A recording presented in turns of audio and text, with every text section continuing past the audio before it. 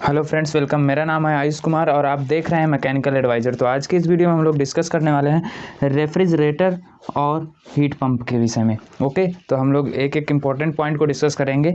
What is the refrigerator and heat pump and what is the COP of refrigerator and the heat pump and refrigerator की COP में और heat pump की COP में क्या relation होता है, ये सारा कुछ हम डिस्कस करेंगे इस वीडियो में। तो आप इस वीडियो को लास्ट तक जरूर देखिएगा, आपको बहुत ही हेल्प मिलेगी। ओके फ्रेंड्स, तो सबसे पहले हम लोग डिस्कस करते हैं रेफ्रिजरेटर क्या होता है। ये एक डिवाइस होती है जो कि लोअर टेम्परेचर मेंटेन करने के लिए होती है। ये हमेशा चाहती है कि मैं अपना टेम्परेचर जितना है लोअर उसी को हमेशा मेंटेन रखूं, इससे ज़्यादा मेरा टेम्परेचर ना इंक्रीज हो। मतलब क्या है कि ये एक कंटिन्यूअसली लोअर टेम्परेचर को मेंटेन करने के लिए वर्क करती है। ठीक है, लोअर टेम्परेचर। ओके, अब लोअर टेम्परेचर मेंटेन करने के लिए इसको लगातार काम करना पड़ेगा। ठीक है, तो यानी कि इसको साइकिल में वर्क करना पड़ेगा, एक साइक्लिक वर्क करता है। ठीक है, तो इस वजह से ये साइक्लिक प्रोसेस में काम करता है। कंटिन्यूअसली हमको मेंटेन करना है अपने सराउंडिंग के कंपैरिजन में लोअर टेम्परेचर, यानी कि सराउंडिंग में ज़्यादा टेम्परेचर होगा। जैसे कि रेफ्रिजरेटर फ्रीजर होता है हमारा, गर्मियों के दिनों में जो हमारे एनवायरनमेंट का टेम्परेचर होता है वो बहुत ही ज़्यादा होता है। ठीक है, लेकिन हमको क्या होता है कि ठंडा रखना है पानी। रेफ्रिजरेटर क्या करता है, पानी को ठंडा करना है, तो जो हीट होती है वाटर की उसको एक्सट्रैक्ट करके बाहर रिजेक्ट करता रहता है, तो लोअर टेम्परेचर मेंटेन रहता है। ये बेसिक वर्किंग होती है इसकी। ओके, तो अब इसके पीछे का कॉन्सेप्ट क्या है, इसकी सीओपी क्या है, ये सारा कुछ डिस्कस करते हैं। तो सपोज करो यहाँ पर एक रेफ्रिजरेटर है, हमने बना लिया।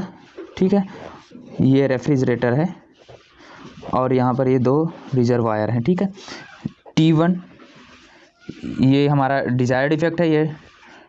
ये हमको चाहिए लोअर टेम्परेचर, ये लोअर टेम्परेचर है। क्या है, लोअर टेम्परेचर है। ठीक है, और ये क्या है, T2 है, हायर टेम्परेचर है, हायर टेम्परेचर है। और ये टेम्परेचर कहाँ का है, अपने इन्वायरमेंट का है, इन्वायरमेंट का टेम्परेचर है,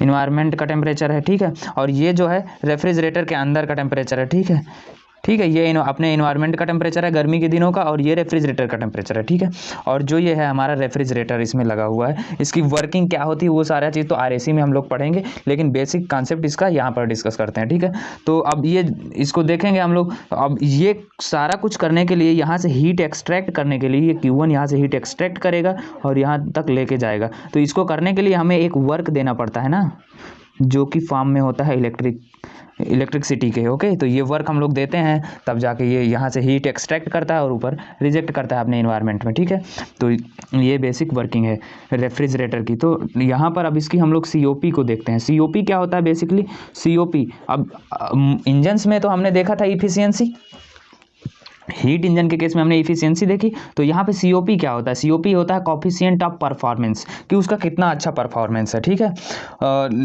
लेकिन अब इसमें इफिशियंसी क्यों नहीं देखे, कोफिशिएंट ऑफ परफॉर्मेंस क्यों देखे, क्योंकि ये एक से ज़्यादा हो सकता है। ठीक है, इसका मतलब क्या है कि efficiency always less than one, either one, मतलब इफिशियंसी एक हो सकती है या इससे ज़्यादा कम हो सकती है, लेकिन ये एक हो सकता है, उससे ज़्यादा हो सकता है और उससे कम भी हो सकता है। ठीक है, तो इस वजह से हम लोग सीओपी टर्म यूज करते हैं। ठीक, तो यहाँ पर क्या करेंगे हम लोग, यहाँ पर देखेंगे सीओपी इसकी, coefficient of performance of refrigerator.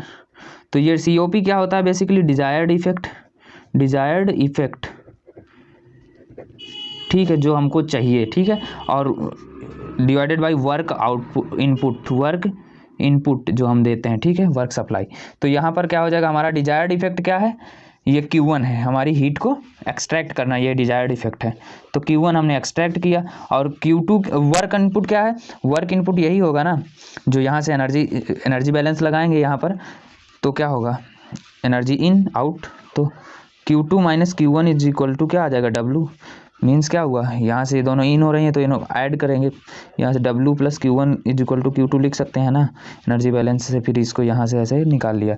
ठीक है, तो इसकी जगह पे हमने लिख दिया Q2 Q1। ओके, तो इस तरीके से हो गया हमारा COP of refrigerator. Okay, COP of refrigerator हो गया। ठीक है, ये होता है सीओपी ऑफ रेफ्रिजरेटर। ठीक, अब इसके बाद हम लोग ये वैलिड होता है, वैलिडिटी इसकी होती है दोनों के लिए, रिवर्सिबल प्रोसेस के लिए, इरिवर्सिबल दोनों के लिए वैलिड होता है। ठीक, अब इसके बाद हम लोग डिस्कस करते हैं हीट पंप। हीट पंप के विषय में डिस्कस करते हैं। हीट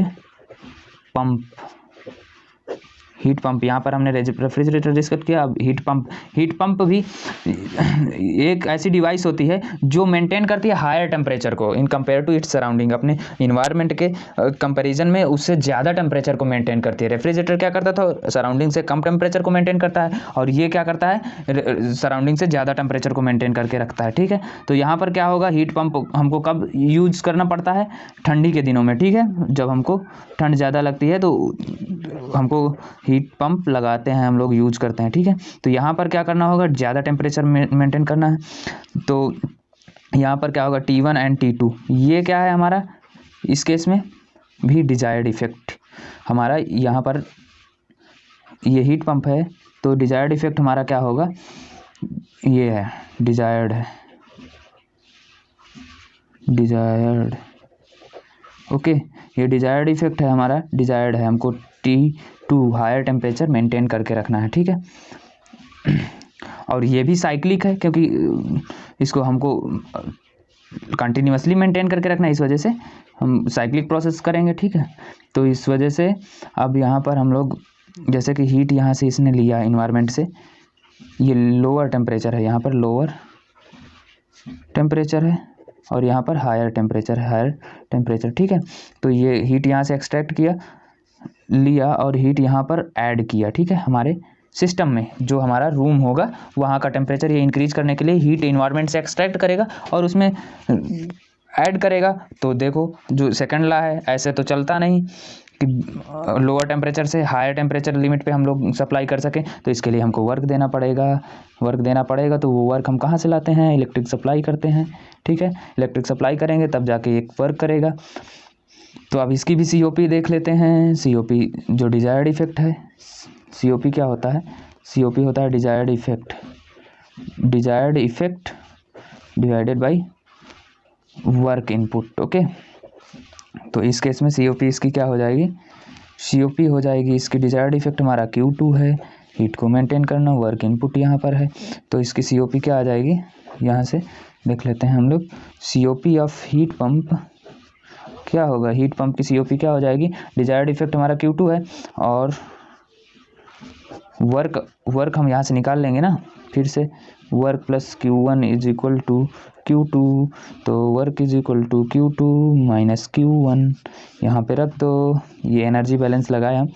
ठीक है, तो यहाँ पर क्या होगा, Q2 Q1, ये हो जाएगी COP ऑफ हीट पंप, ये हीट पंप की COP हो जाएगी। ठीक है, ओके। तो अब इसके बाद भाई एक बात आती है, बहुत ही इंपॉर्टेंट क्वेश्चन कभी कभी पूछ लिया जाता है डिफरेंट कॉम्पिटिटिव एग्जाम में, और MCQ में आपके भी यूनिवर्सिटी एग्जाम में आ सकता है। ओके, तो क्या है वो बात ये है कुछ ऐसी कि relationship between the COP of refrigerator and COP of heat pump, what is the relation? So look at here. okay, तो यहाँ पर देखो भाई मेरे, यहाँ पर COP of refrigerator हम लिखता हूँ, यहाँ पर लिखेंगे तो क्या होगा, Q1 हो जाएगा एंड Q2 माइनस Q1 जो हमने अभी निकाला। ओके, तो सपोज करो मैंने इसमें 1 ऐड कर दिया, तो यहाँ पर भी 1 ऐड करना पड़ेगा, कर दिया, आपने बोला तो कर दिया। तो अब इसका LCM ले लो भाई, तो Q2 माइनस Q1 हो जाएगा ना, तो यहाँ पर Q1 plus Q2 minus Q1 होगा ना, तो ये चला जाएगा ना, तो यहाँ पर क्या आ जाएगा, COP ऑफ रेफ्रिजरेटर प्लस 1, यहाँ पर ये आ गया। तो अब इसको हम लोग क्या लिख सकते हैं बाबू, Q2 Q1 equals to COP of refrigerator plus 1।